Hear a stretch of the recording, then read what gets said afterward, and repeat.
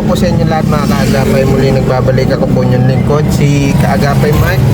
So bali ngayong hapon, pupuntahan po natin si Ate Francia. Magdadala po tayo ng food packs para sa kanilang Christmas. Meron po tayo dyan dala ng pampansit at spaghetti at bigas. Ano po?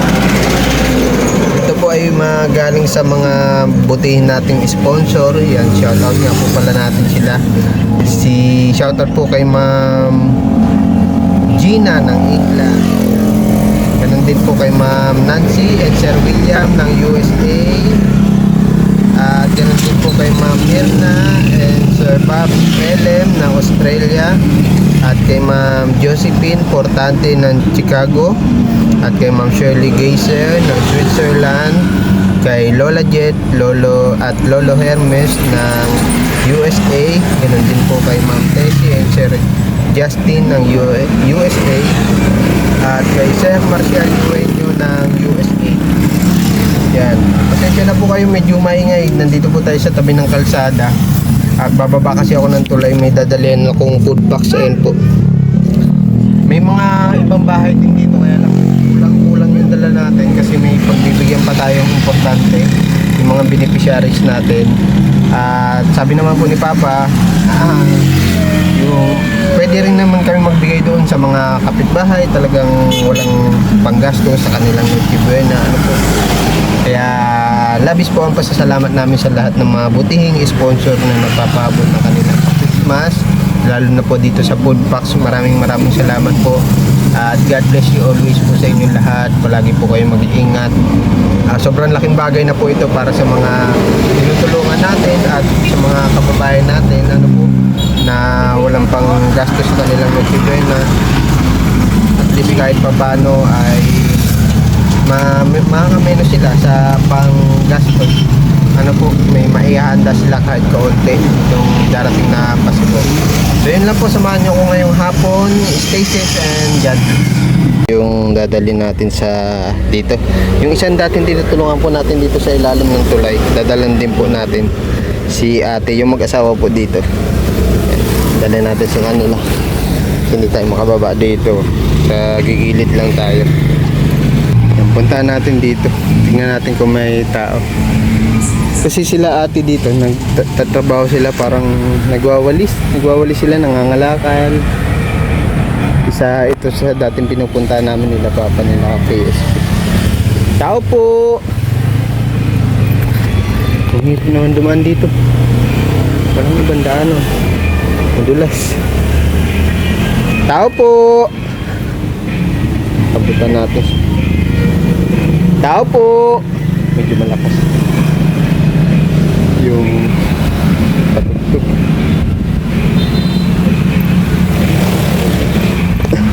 Tao po!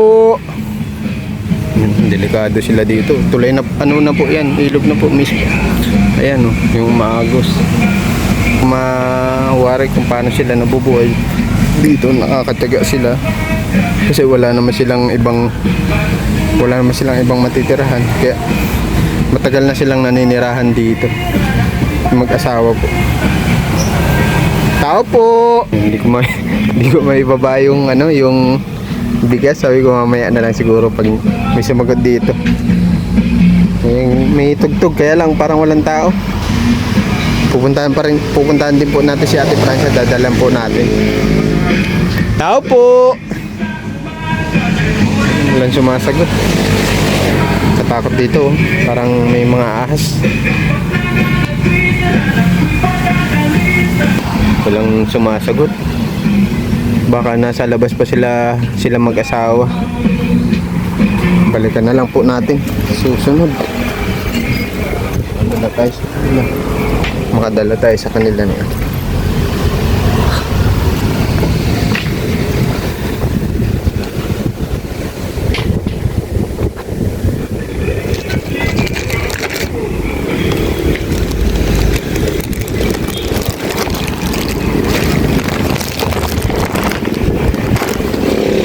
Sana nandito si Ate Francia.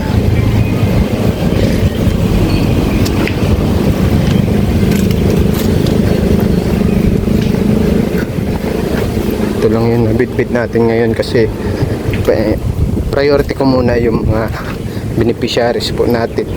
Kasi nagkuha lang po tayo dun kay Papa ng mga pambigay ng food packs para sa kanilang mga Christmas. Matubig.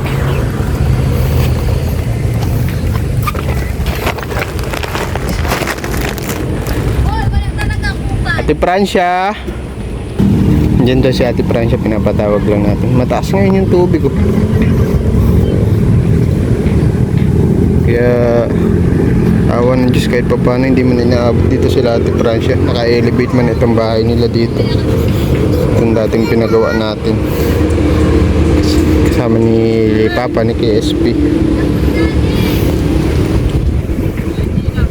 Inelevate yung bahay niya. Dati dun yung bahay nila Ate Francia. Sa baba matubig. Andun natin si Kuya Edwin.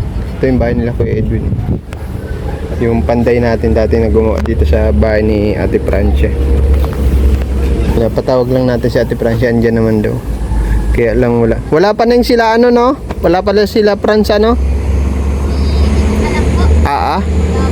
Wala pa na sa Batangas daw. Yun nga yung sabi sa akin ni Ate Francia. Na sunod na taon pa daw ita-transfer ulit. Nandun daw sa nanay niya, nanay ni Ate Francia. Parang sabi niya sa akin, stepmother yun. Bukas ang bahay ni Ate Francia. Bigyan natin si... Ay nay, may bibigay ako sa iyo. Naya naghuhugas ng ano. Si Kuya Edwin? Salamat to, Yeah. naghuhugas Ano mga ng pangalan mo, nay? Marilyn Samante. Marilyn, Ate Marilyn. Oo, wala na yung kabuhayan ni nanay.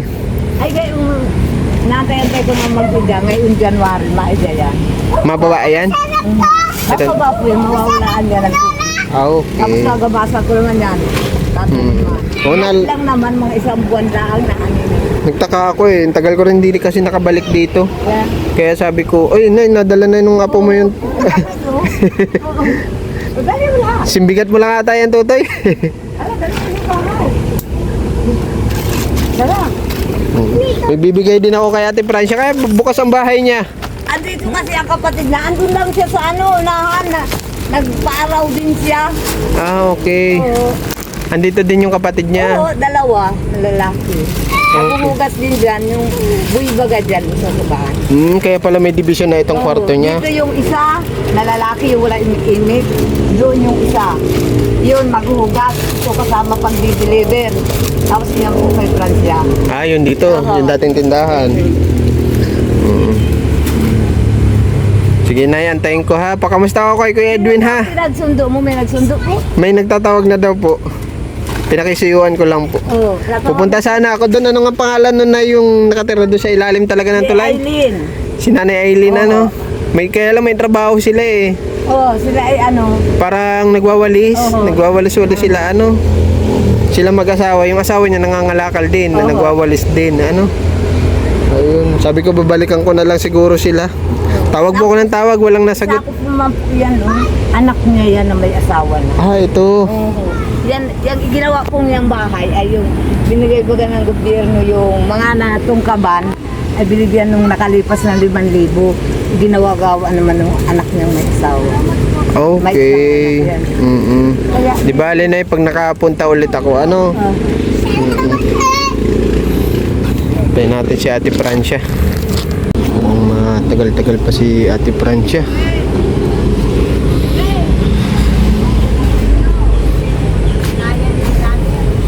May kasama na pala dito si Ate Francia. Nandito daw yung kapatid.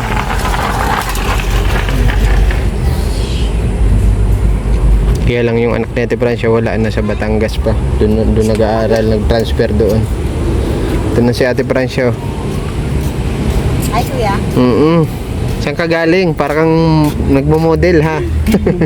Saan ka galing, Ate Francia? ano po, sabi na, Ha? sabi na. Kamusta ka man? Ay, saan pa ya? Kamusta ang ano darating na Paskuhan mo? Ha? Kamusta ang darating na Paskuhan? Binigyan ako yaman. Hello, kata. Bakit? Ha? Di ba nakakahanap ng trabaho? Ano po? Di ba nakakahanap ng trabaho? Di pa nakakahanap ng trabaho. O dami nakapansin sa'yo, parang nagtaba ka na daw, nagkalaman-laman. Tapos nag-iba na yung shape ng mukha mo. Dati medyo manipis na yung dito mo ano. May dala ko sa'yo ha. Ito. Oo, ako na to eh. Binubuhat. Ha? Thank you, Pandagdag sa inyo sa darating na Pasko ha.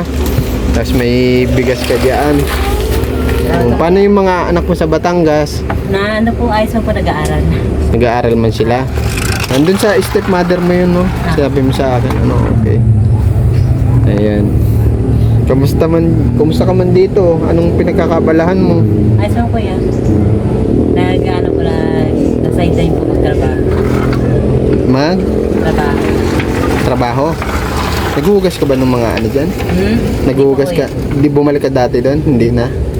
Yung dating trabaho kasi natin Francia, yung naghuhugas ng bote, ano? O paano yan? Hindi mo kapiling yung mga anak mo sa Pasko? Ayos lang po yan. Ngayon taon lang naman kami dito nakasama. Ano po, inayos ko yung purpose ko dito. Yung 4-piece mo? Okay. Wala pa ba kayo nakukuha sa 4-piece? Meron po. Meron. Ano po, ina-update ko pag tagal ko po nawala dito. Kasi naglipat nga kayo eh, di ba? Parang buwan-buwan ata kayo may meeting yan, ano, sa 4-piece. Oo, kaya. Magkano man yan natatanggap mo sa 4-piece kapag kada buwan? 2 estudyante mo, di ba? Dito po nakaraan sa ano to, nasa 2.8. 2? 2.8. 2.8? Dalawa na sila nun. Opo. Hindi ko na-update eh. Kaya ganyan. Dito na rin daw pala yung nakatira yung kapatid mo. Ay po, nasira na yung bahay. Nasira yung bahay. Kaya dyan po sila natagay. Okay. Sabi nga sa akin ni Nanay Marlene, dito daw yung isang mga kapatid. Tatrabaho naman. Opo. Okay. Sabi niya nga kanina naghuhugas daw doon sa bote. Bote ba yan? Ano? Yung dalawang kapatid ko, nagtatrabaho pa po naman. Ako lang hindi. Ano pa? Yung dalawang kapatid, nagtatrabaho po naman. Okay. Tapos ikaw dito na sa dating tindahan mo. Opo. Diyan na kayo natutulog nila, Franz. Okay.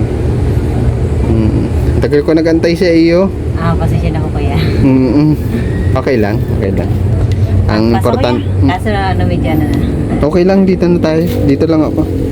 At mapunta na din ako, ano? Salamat to kaya. Walang ano man ha. At sana pag ano, kaya lang matagal pa babalik yung mga bata after pa ng school year nila, ano. Magdadala sana ako ng laruan. Naalala ko yung sinabi mo na nasa Batangas nga sila at next year pa sila uuwi, ano, para ka sana kay Franz sa kay ano, kay Danica. Nais ko na ulit kayong buhay ko dito. Naayos mo na ulit yung buhay mo dito. Bakit ano naging buhay mo baga dun sa Batangas? Ba't ako ayos ako ano, na ano po yung, sana po yung tinitiran po namin na ano, yung nangungupahan lang po kami. Doon sa Batangas? Nakikituloy po ako sa ano, sa mama ko. Okay. Ayos man po ang buhay naman, kaya lang mas gusto ko pa rin din sa lugar. Kaya lang yung trabaho mo, hindi nga lang nagtagal, ilang buwan lang, ano. Tapos ikaw umuwi ka dito solo. Tapos yung mga bata naman doon na iwan, gawa ng may school pa sila. Natatawagan mo man sila? Ako kaya, nakakontak ko po sila sa Facebook. Malaki na siguro si Franz, ano. Matagal na rin ako nung huli kasi nakabisita rito kay Ate Francia ay. Di bale, ano. At ngayong taon lang man kayo hindi magkakasama, ano. Bakit walang pamasahe? Pauwi, wala silang pamasahe. Ay kuya, yung ano po, sana po yung masisira po yung pag-aaral, kaya hindi ko muna po niyan. Masisira ang pag-aaral. May bakasyon man. Yung pag ko palipat yung parang yung bata po wag may ganun. Hindi, ang ibig ko sabihin, ngayon lang darating na Pasko, tas bagong taon. Para magkasama-sama man kayo at may mga bakasyon man yung mga bata. Doon na talaga sila magpapasko at bagong taon. Na ano po, ayos mo pang buhay nila. Okay. Naalagaan man sila maayos. Hindi man sila payat. Yung nabibilang po ng mga damit. Ano po? Nabibilang po sila ng damit na ng gusto nila. Damit. Yung mga ano po, yung pagsali po sa school ng sayaw. Asikaso mo po doon sila. Okay, okay. Baka mamaya nag-asawa ka na ulit. Ah. Lalo't wala pa yung wala yung mga anak mo. Buhay dalaga ka ngayon. Naghahanap po kong trabaho. Ngayon, naghanap ka ng trabaho. Hindi naghanap ng boyfriend. O siya, Ate Francia ha. Mapunta na ako ha. Ingat ka palagi. Ano po? Salamat po kaya. Kumusta mo na lang ako sa mga bata ha. Pag ano, kahit papano sabihin mo na lang. Nabisita minsan dito sila Kuya Kaya Mark. na po, Ano? chat ko po mamaya. Okay. Ay, ano po yun, miss ko makita ni Franz yan. Okay. Yan, yung mga nag-ano po sa amin dito. Kaya Ate Francia ha. Ingat palagi. God bless sa inyo ha. Salamat sa mga buting sponsors natin na nagpaabot ng kanilang Christmas para sa mga kababayan natin at lalo sa mga beneficiaries natin. Ano po, God bless you always po. Palagi po kayong mag-iingat. Naway bigyan pa kayo ng maraming blessing at maayos na pangangatawan, malusog na pangangatawan para sa inyo pong mitihiin na makatulong sa mga kababayan po natin masigid na nangangailangan. So yun lang po. Muli ako po yung lingkod si Kaagapay Mike. Please subscribe at share nyo na rin po yung mga upload videos natin. Kahit medyo mababa yung views natin, kahit di tayo nakakasahod minsan sa isang buwan kasi hindi natin naabot minsan yung quota ng $100 para 5,000 mahigit yun.